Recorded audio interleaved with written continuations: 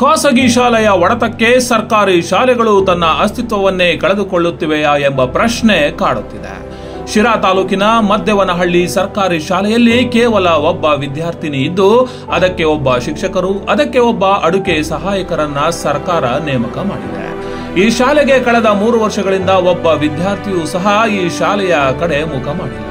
ಇನ್ನೇನು ಈ ವರ್ಷ ಮುಚ್ಚುತ್ತದೆ ಎಂಬ ಸಮಯದಲ್ಲಿ ಆ ಶಾಲೆಯ ಅಡುಗೆ ತಯಾರಿಕೆಯ ಮಗಳನ್ನ ಈ ಶಾಲೆಗೆ ಸೇರಿಸುವ ಮೂಲಕ ಶಾಲೆಯನ್ನ ಉಳಿಸಿಕೊಳ್ಳಲಾಗಿದೆ.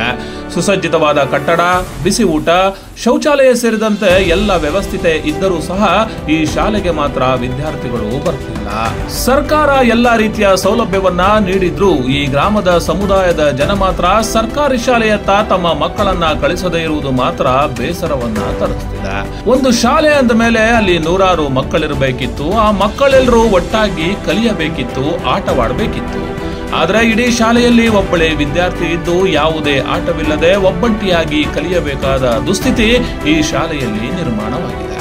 ಏನೇ ಆದ್ರೂ ಈ ಗ್ರಾಮದ ಜನರು ತಮ್ಮ ಮಕ್ಕಳನ್ನ ಶಾಲೆಗೆ ಕಳುಹಿಸುವ ಮೂಲಕ ಆ ಗ್ರಾಮದ ಶಾಲೆಯನ್ನ ಉಳಿಸೋದಕ್ಕೆ ಪ್ರಯತ್ನ ಪಟ್ರೆ ಖಂಡಿತವಾಗಿ ನಮ್ಮೂರಿನಲ್ಲೊಂದು ಸರ್ಕಾರಿ ಶಾಲೆ ಉಳಿಯುವುದಂತೂ ಸತ್ಯ. ಗಮನ ಹರಿಸಬೇಕು.